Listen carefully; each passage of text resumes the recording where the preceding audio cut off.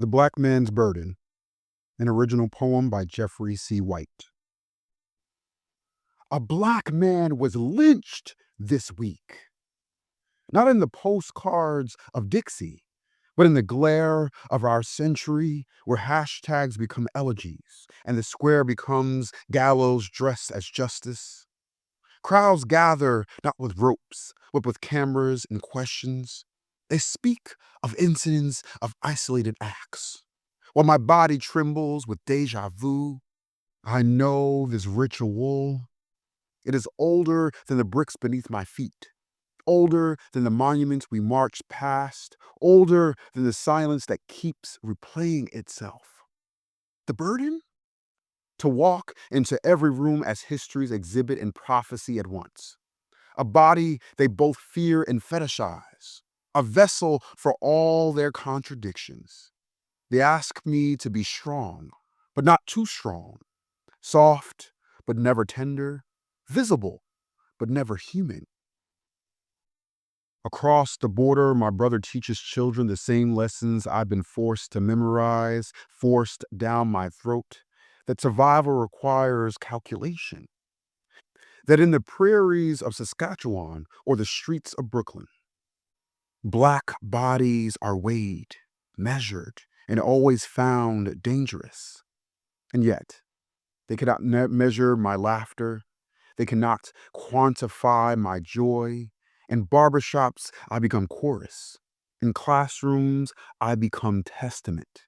In every quiet act of care, I smuggle resistance past their checkpoints. Still, the burden presses, and sirens that treat my heartbeat as contraband, and policies that script my life before I've lived it, and the whispered warnings that says, to exist you must perform, to thrive you must forget, to love you must carry silence, to live you must be erased. Like the erasure of bodies that hang, that float. I don't think you heard me. A black man was lynched this week. And when the crowd disperses, all that will remain will be a body on display, a spectacle without recognition, an erasure written into the streets as if he never lived. No monument, no inscription, only the caution that we could be next, and that the certainty that the archive will forget us if we do not carve our own names into the stone of this indifferent world.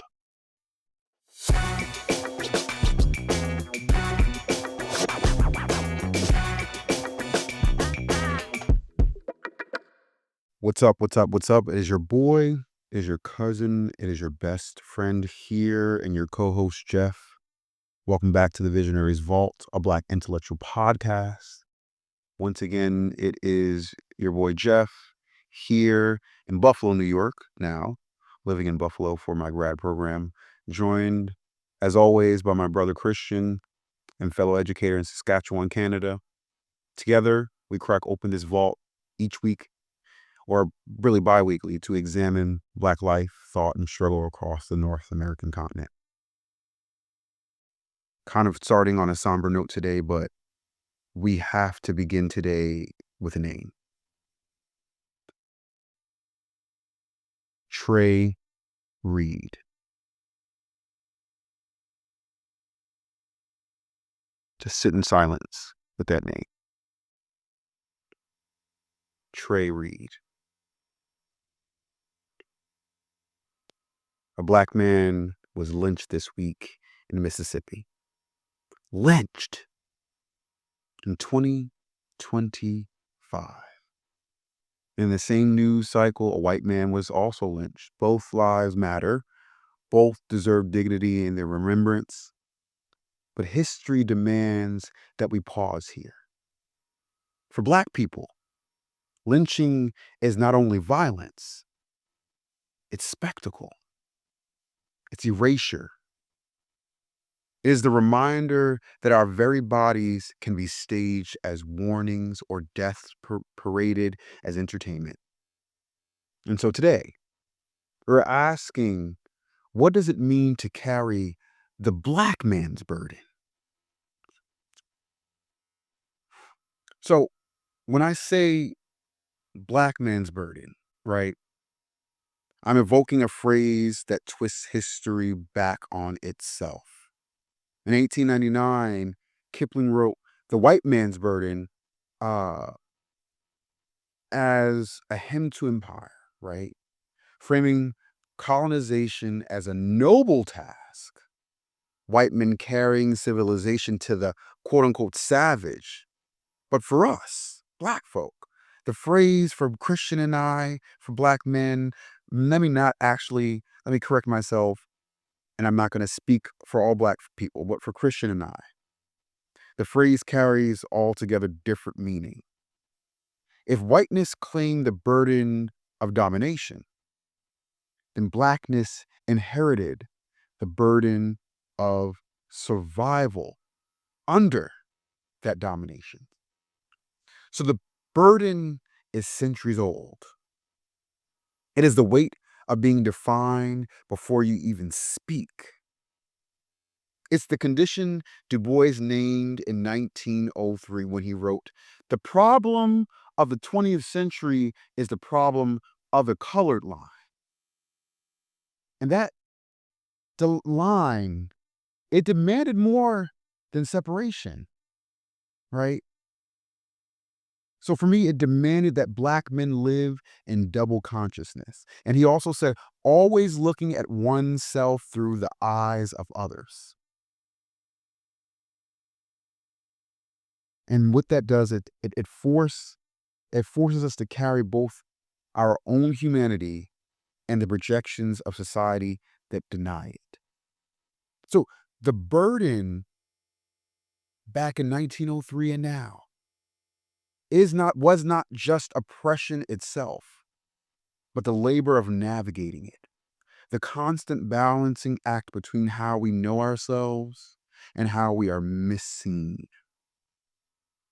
So that burden was not by happenstance.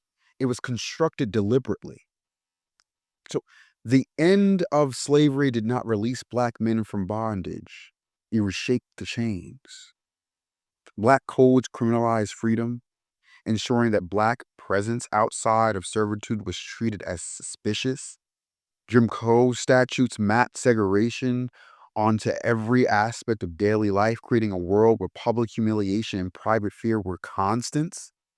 Lynching became the ultimate reminder, a public spectacle of death designed to discipline the living. And the great late Ida B. Wells called it an excuse to get rid of the Negroes who are acquiring wealth and property and thus keep the race terrorized. In other words, the Black man's burden was not simply surviving poverty, but surviving success. Because even achievement was and still is seen as a threat. So the phrase also captures the ideological weight placed on Black men. There is this heaviness placed on our backs and our shoulders. Science was mobilized to pathologize um, us, painting Blackness as criminal, hypersexual, or even subhuman. Religion was twisted into sermons that sanctified obedience and preached suffering as divine order. Yes. Media produced caricatures. The brute, the coon, the rapist. Yes, we're getting into it today. That justified both violence and exclusion. Each of these discourses functions to say, your burden is to carry the weight of our fear, our myth, our lie.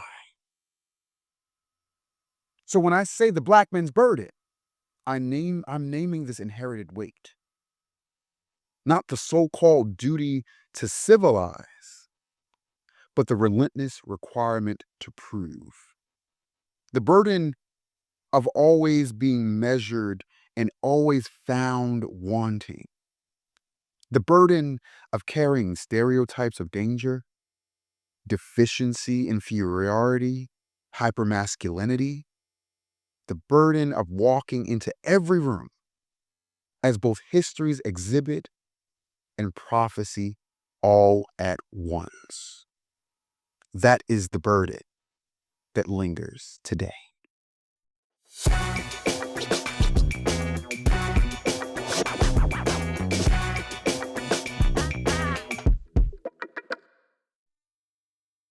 Good morning, good afternoon, good evening.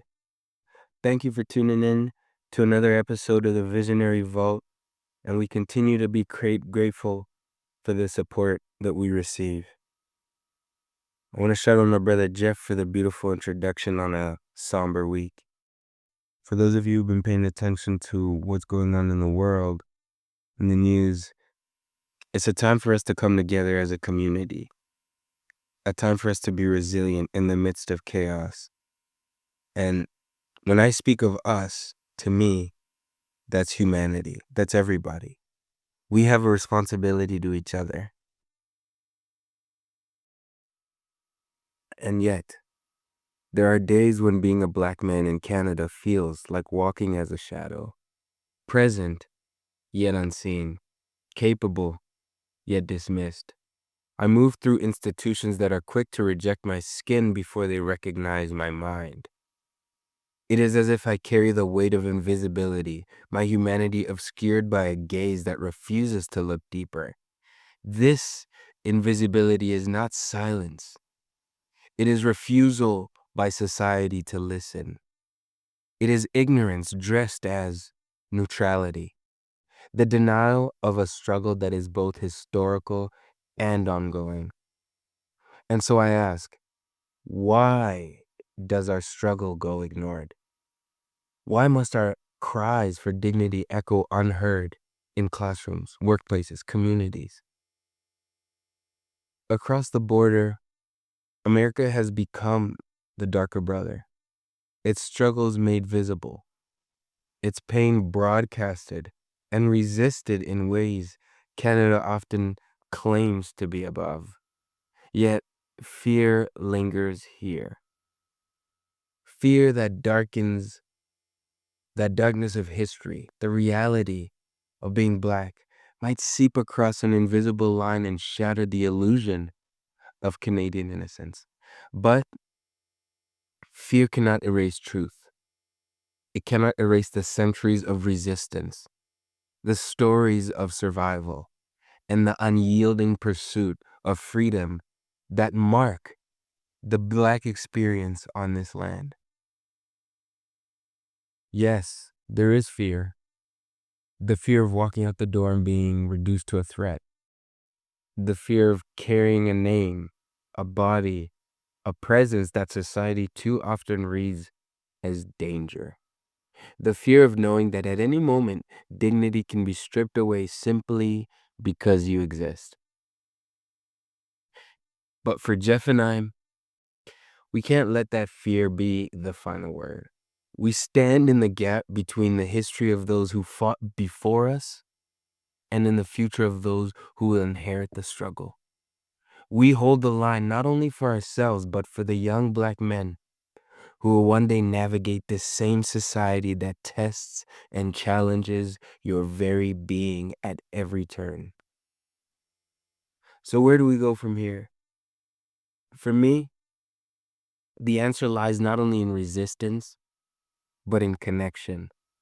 The strength of our future is rooted in the power of a global community, a community that transcends borders, languages, and flags.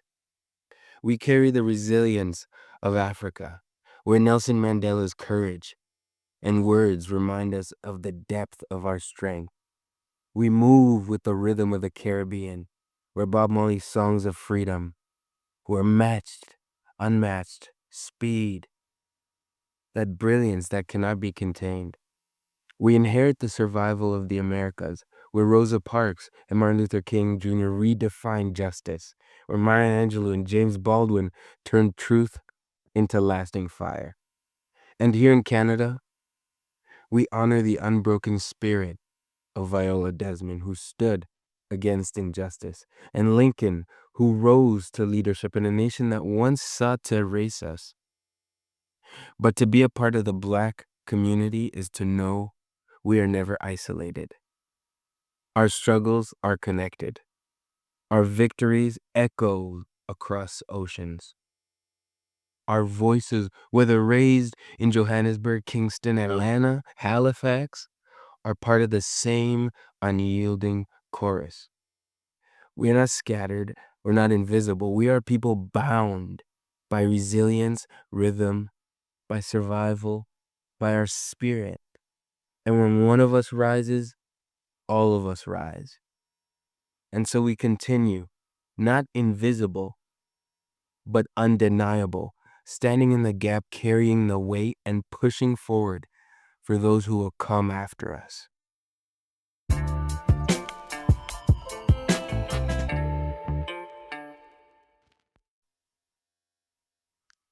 I am truly angry, and I'm not going to shy away from it, right? Here we are in 2025, still talking about lynching. A black man strung up in Mississippi, his death reduced to a line in the news. At the same time, another man, Charlie Kirk, right? This white man is killed heinously and violently. And his name is elevated, amplified, carried into the national imagination as a symbol, as a martyr, right? I'm not taking away from his death. We need to have a serious conversation about what the implications of his death means, right? And I want to lift his family and loved ones up in prayer and pray that they all have release. But one death becomes spectacle, stripped of recognition, while the other becomes symbol cloaked in dignity. That contrast reveals the deepest wound. Black life can be taken in plain sight and yet quickly erased from collective memory. Ida B. Wells once wrote this, right? History doesn't repeat, it echoes. She said, the way to right wrongs is to turn the light of truth upon them. But the truth is that our society shines that light selectively. It spotlights certain deaths, certain bodies, while leaving others to fade into shadow. So for Black men, death is often lit up only as a fleeting spectacle, hashtags, viral videos, the latest name on a list, really as a tragedy that shakes the system to its core, really as life that mattered beyond the manner of its ending, right? And across the border, that persists. So when a Black man is lynched in 2025, the question is not only how, but how quickly will his body be forgotten? How swiftly will his death be transformed into a cautionary tale, stripped of recognition, written out of the archive as if he never lived? That is the Black man's burden today. To exist as spectacle without humanity. To be mourned only in passing, to carry the knowledge that even in death, erasure waits at the door. And this is why the Visionary Vault exists. To resist that erasure, to preserve memory across Brooklyn and Saskatchewan and across Mississippi and Nova Scotia, to remind ourselves and our listeners that the burden is not confined to borders. It is North America, it is Western, it is global, actually. And unless we speak it, it becomes silence.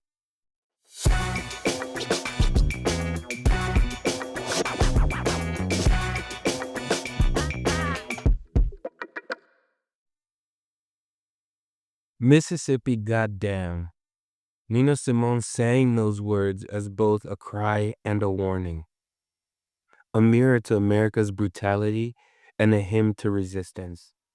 Mississippi is more than a place. It's a symbol of the weight Black people have carried, the pain we've endured, and the fire we refuse to let die. And when I think of Mississippi, especially today, I think of Trey Reed, a young Black man whose life was a testament to courage, cut tragically short. He walked where Emmett Till once fell, carrying the weight of history, the hopes of a people, and the defiance of generations. His death calls us to stop, to look, and to name the tragedies we so often sweep under the rugs. We must say their names. Trey Reed, George Floyd, Breonna Taylor, the children of Gaza, every life lost to injustice. I think of my home, Congo. We have to speak their stories, not as statistics, but as reminders of what is at stake. Mississippi, goddamn, it is not just a state. It is every place where oppression hides. It's Halifax, it's Gaza, it's Ferguson. It's every street where lives are devalued because of the color of their skin, because of who they love, or because of their politics. And yet, even in the wait, there is hope. Every generation inherits the pain of the past, but also its courage. So we ask ourselves, how will we answer? Will we meet despair with silence or with song? With protest or fear? With courage to push forward? Are we going to honor those who's taken the step by letting their names echo in our hearts and by acting to change the systems that took them? As long as Mississippi burns, as long as Gaza bleeds, as long as Congo bleeds, and as long as injustices breed, our work is not done, and neither is our hope.